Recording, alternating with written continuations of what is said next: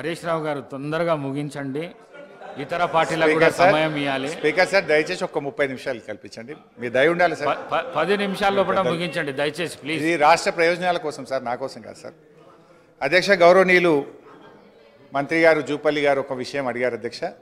మీ హయాంలో అధ్యక్ష, ఇక మళ్ళీ చెప్తేనేమో నా సబ్జెక్ట్ డీవియేట్ అయితే మళ్ళీ టైం కట్ అవుతుంది. That's my problem. సో అధ్యక్ష, మేము మీ హయాంలో వచ్చిరాని నీళ్ల కోసం నీటి తీరువా వసూలు చేసిన చరిత్ర కాంగ్రెస్ పార్టీది అయితే, నీటి తీరువాను రద్దు చేసి ఉచితంగా నీళ్లు ఇచ్చిన చరిత్ర బీఆర్ఎస్ పార్టీది. పాత నీటి తీరువా బకాయిలను రద్దు చేసినాం. ఈ రాష్ట్రంలో రైతులకు ఉచితంగా సాగునీరిస్తూ నిర్ణయం తీసుకున్న ప్రభుత్వం మా బీఆర్ఎస్ ప్రభుత్వం అధ్యక్ష. ఇకపోతే అధ్యక్ష, మంచినీళ్ళ విషయంలో గత 3 సంవత్సరాల నుంచి కూడా ఈ రాష్ట్రంలో ఎక్కడా ప్రజల నుంచి ఒక్క రూపాయి కూడా వసూలు చేయలేదు. ఈ రాష్ట్ర ప్రజలకు ఉచితంగా త్రాగునీరు గత 3 సంవత్సరాల నుంచి ఇస్తున్న విషయం రాష్ట్ర ప్రజలందరికీ కూడా తెలుసు అధ్యక్ష. ఇకపోతే అధ్యక్ష, ఈరోజు అప్పులు ఎందుకోసం చేశారు, దేనికోసం వినియోగించారు, దానివల్ల కలిగిన ఫలితం ఏమిటి అనేటువంటిది ముఖ్యం అధ్యక్ష. తెచ్చిన అప్పులను ఎలా వినియోగించామనే దానిపై ఈ రాష్ట్ర ఆర్థిక క్రమశిక్షణ ఉంటుంది అధ్యక్ష. ఈ విషయం సగటు ఆర్థిక పరిజ్ఞానం కలిగిన వారిని ఎవరిని అడిగినా కూడా చెప్తారు. తెలంగాణ ప్రభుత్వ పరిమితికి లోబడి తెచ్చిన అప్పులను క్యాపిటల్ ఎక్స్పెండిచర్గా ఉపయోగించి తద్వారా సంపద సృష్టించింది, రాష్ట్రానికి ఆస్తులను సమకూర్చింది అధ్యక్ష. ఇవాళ బీఆర్ఎస్ తెచ్చిన రుణాల గురించి మాట్లాడుతున్న కాంగ్రెస్ ప్రభుత్వం ఆ రుణాలతో సృష్టించిన ఆస్తుల గురించి కానీ, వాటి విలువ గురించి కానీ, తద్వారా పెరిగిన సంపద గురించి కానీ, పెరిగిన తలసరి ఆదాయం గురించి మాట్లాడకపోవడం వారి కుట్రపూరిత వైఖరికి నిదర్శనం అధ్యక్ష. ఈ వైఖరిని ప్రజలు కూడా గమనిస్తున్నారు అధ్యక్ష. గుమ్మి నిండా వడ్లు ఉండాలి, గూటమూల పిల్లలు ఉండాలంటే ఎట్లా అధ్యక్ష? ఇదేం థింకింగ్ అధ్యక్ష?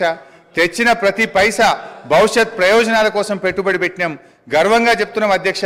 అత్యధిక క్యాపిటల్ ఎక్స్పెండిచర్ను ఖర్చు చేసి సామాజిక ఆస్తులను ఇవాళ ఈ రాష్ట్రం కోసం బీఆర్ఎస్ పార్టీ ప్రభుత్వం సమకూర్చింది అధ్యక్ష.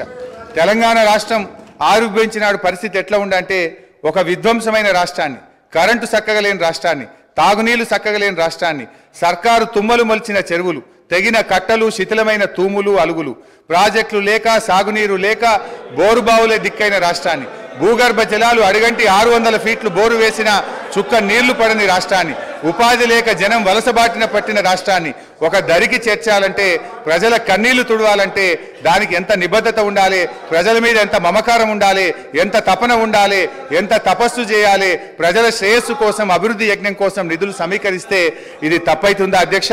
క్యాపిటల్ ఎక్స్పెండిచర్తో ఇవాళ సంపద సృష్టించిన అధ్యక్ష. తెచ్చిన పైసలతో సాగునీటి ప్రాజెక్టులు కట్టినాం. పడావు పడ్డ బీడు భూముల్లో నదీ జలాలు మలిపినాం. నీరు పల్లె మెరుగు అని అవహేళన చేసిన ఆనాటి కాంగ్రెస్ నాయకులు నోళ్లు మూతపడేలా నీళ్లను ఎత్తిపోసినాం. విధ్వంసమైన చెరువులను పునరుద్ధరించినాం. చెరువులకు ప్రాజెక్టులను అనుసంధానం చేసినాం. నీటి నిల్వ సామర్థ్యం పెంచినాం. భూగర్భ జలాలు పెంచినాం. భూమికి బరువయ్యేంత పంట పండేలా చేసినాం. రైతుల గుండెల్లో ఎనలేని భరోసా నింపినాం. తాగునీటి కోసం బిందె మీద బిందె పెట్టుకొని మైళ్ళ దూరం నడుస్తున్న ఆడబిడ్డల ఆవేదన తీర్చినాం. నడింట్ల నల్లాలు పెట్టి శుద్ధి చేసిన నదీ జలాలను తాగునీరుగా అందించినాం. తెలంగాణ విద్యుత్ ఉత్పత్తి పెంచినాం. పంపిణీ వ్యవస్థల్ని బలోపేతం చేసినాం. నాణ్యమైన విద్యుత్తును ఉచితంగా వ్యవసాయానికి అందించినాం. కొన్ని రంగాలకు నిరంతరాయం, అన్ని రంగాలకు కూడా నిరంతరాయ విద్యుత్ సరఫరా చేసినాం. క్రాప్ హాలిడేలు, పవర్ హాలిడేలు లేకుండా చేసినాం. రహదారులు, బ్రిడ్జిలు, భవనాలు, జిల్లా కలెక్టరేట్లు, మెడికల్ కాలేజీలు, పాఠశాలల మీద క్యాపిటల్ ఎక్స్పెండిచర్ చేసినాం. తెలంగాణ ఉజ్వల భవిష్యత్తుకు బాటలు నిర్మించినాం. అధ్యక్ష, ఇవాళ ఏం విజయాలు సాధించినామో అని వాళ్ళు మాట్లాడుతున్నారు అధ్యక్ష. ఇవాళ పంటల విస్తీర్ణం 2014-15లో 1,31,00,000 ఎకరాలు కాగా 2022-23 నాటికి 2,08,67,000 ఎకరాలకు చేరింది అధ్యక్ష. అంటే 59% పెరిగింది అధ్యక్ష. పంట దిగుబడి అన్ని రకాల పంటలు కలిపి ఆ రోజు 1,00,000 మెట్రిక్ టన్నులు. అధ్యక్ష, అప్పులు తెచ్చి అన్ని బిల్డింగ్స్ కట్టామని చెప్తున్నారు, చాలా సంతోషం అధ్యక్ష. ఏం బిల్డింగ్లు కట్టారు అధ్యక్ష? సెంట్రల్ జైలు కూలగొట్టిండ్రు, పురాతనమైనది నిజాం నవాబ్ కాలం నాటిది, అక్కడ హాస్పిటల్ కట్టిండ్రు అధ్యక్ష. అదే హాస్పిటల్ ఊరవతల కట్టుంటే పేషెంట్లకు కూడా మంచిగా ఉంటుంది అధ్యక్ష. పురాతనమైన జైలు కూడా అక్కడ ఉండేది అధ్యక్ష.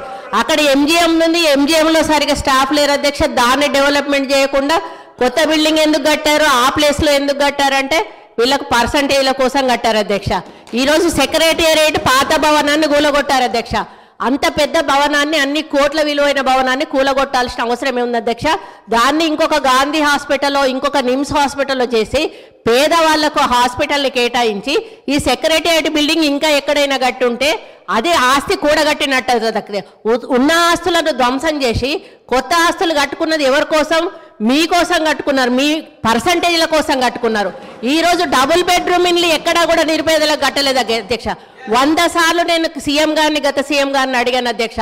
స్థలాలు ఉన్న వాళ్ళకి ఒక 3 లక్షలు 4 లక్షలు ఇవ్వండి, వాళ్ళు ఒక్క షెడ్ అన్న వేసుకుంటారు అంటే మేకెక్కడ ఉండాలి, కోడెక్కడ ఉండాలి, అల్లుడెక్కడ ఉండాలి, బిడ్డ ఎక్కడ ఉండాలి, డబుల్ బెడ్రూమ్ ఇల్లు కట్టిస్తా అని కనీసం ఒక 100 బెడ్రూమ్ హౌజులు కూడా ఒక్కొక్క నియోజకవర్గానికి ఇవ్వలేదు అధ్యక్ష.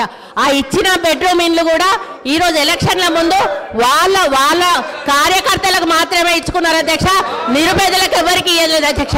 ఈరోజు బోర్బండ పోదాం అధ్యక్ష, ఇక్కడ నుంచి బోర్బండకి వెళ్దాము. అక్కడ వాళ్ళు టైల్స్ వేసుకొని, వాళ్ళు షెల్ఫ్లు కట్టుకొని 10 వేలకు కిరాయిలకు ఇచ్చుకుంటున్నారు అధ్యక్ష డబుల్ బెడ్రూమ్ ఇల్లు. వీళ్ళు చేసిన పనులన్నీ కూడా దుర్వినియోగం చేశారు అధ్యక్ష. అప్పులు తెచ్చి నిరుపేదలకు ఉపయోగపడి పని ఒక్కటి కూడా చేయలేదు అధ్యక్ష. స్కూళ్ళు డెవలప్ చేయలేదు, ఉన్న హాస్పిటల్ డెవలప్ చేయలేదు, హాస్పిటళ్లలో స్టాఫ్ను రిక్రూట్ చేయలేదు, విద్యా వైద్యాన్ని పూర్తిగా నిర్లక్ష్యం చేసిన ప్రభుత్వం ఏదైనా ఉందంటే తెలంగాణ ప్రభుత్వం అధ్యక్ష. మనం తెలంగాణ తెచ్చుకున్నది నీళ్లు, నిధులు, నియామకాలు. ఈరోజు నీళ్లు కృష్ణా జలాలను ఆంధ్రాకు అమ్ముకుంటున్నారు అధ్యక్ష. ఒక్కటి నేను అడుగుతా అధ్యక్ష, పక్క రాష్ట్రాలు అన్నప్పుడు ఫ్రెండ్షిప్గా ఉండాలి అధ్యక్ష.